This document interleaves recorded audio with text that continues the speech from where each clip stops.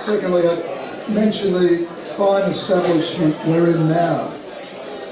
It's a very important part of this community. There's not many places anymore. I think of the pubs that used to exist along Beach Road that are all gone, and the ones that aren't gone should be.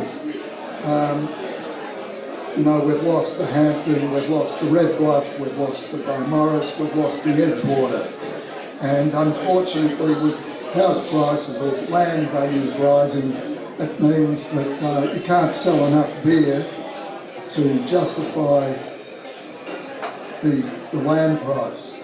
So they get filled with these dreadful machines, which take from the community, don't give to the community.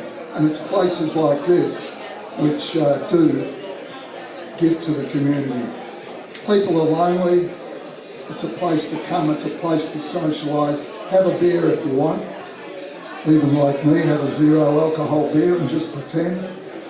But unfortunately the lease has been not renewed. The owner, as is their right, have decided not to extend the lease, and they want to turn it into a retail precinct, if you like. So I can't tell you what to do, but if you're interested, you'll see on the table there's a little barcode thingy. You put your camera on it and you can join the petition. It may not make any difference. I suspect it probably won't, but it's good to go down fighting.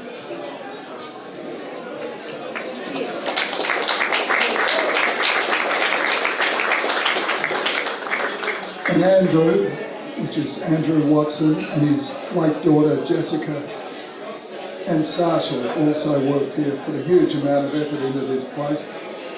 These community places are important. I used to drink at the Red Bluff.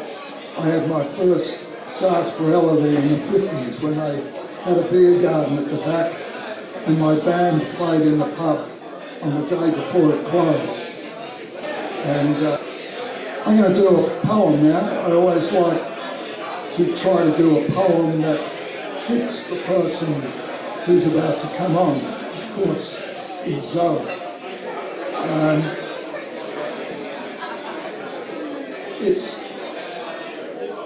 It's always hard to get something that perfectly fits, but never as hard as somebody like Zoe, having picked two of the most rewarding but difficult career paths, and especially working for the ABC, as you did, where the left think you're too much in the middle, and the right think you're a card-carrying pinko. So you kind of get stuck in the middle, and kind of, I guess Zoe's kind of a bit like a fence. You've got them on both sides, and now I know a couple of people here do have my book, so I should say I normally never, once I've published, I never change anything in my book, because if it's right, if I'm happy with it at the time, then it stays at the time. However, due to current circumstances, there is a reference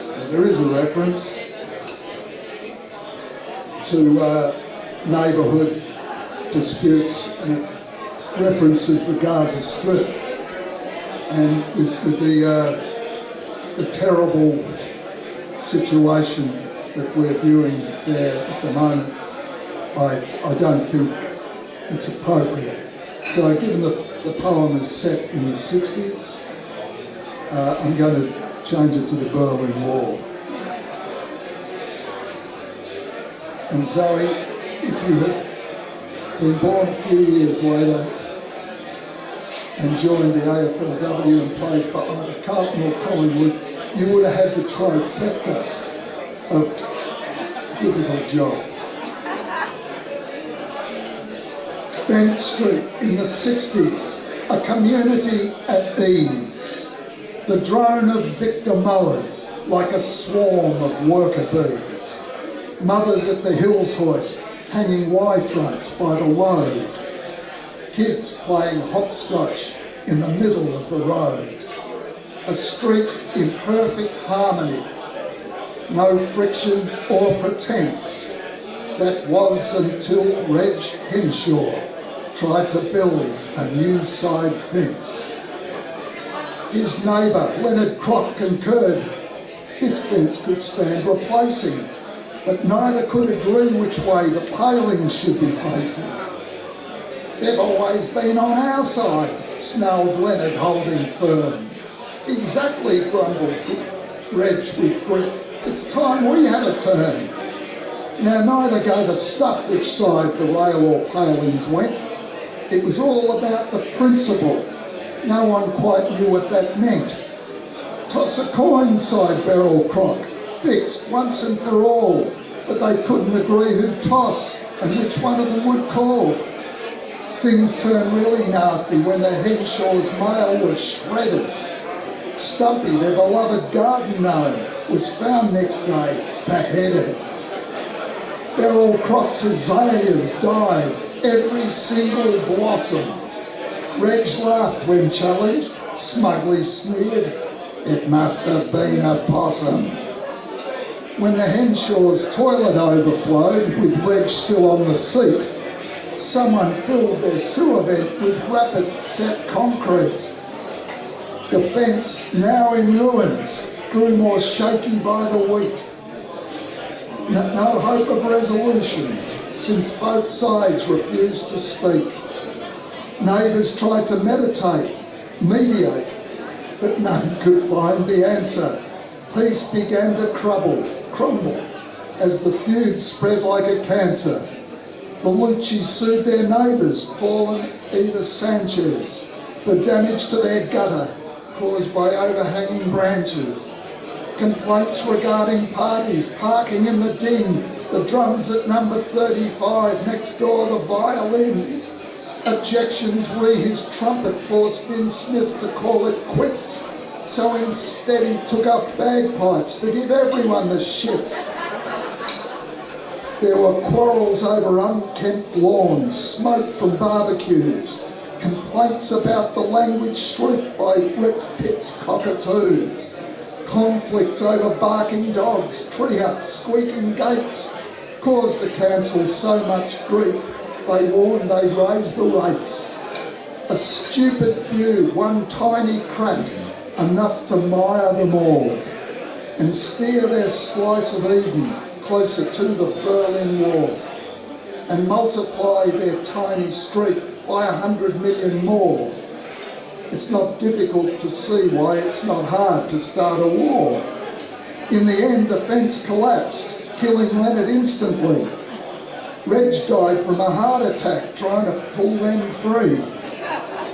A new side fence was never built, and there lies the paradox, because 24 apartments now straddle both the blocks. To keep the peace with neighbours, if you aim to build a fence, remember, wood is crucial, but far less than common sense. Thank you.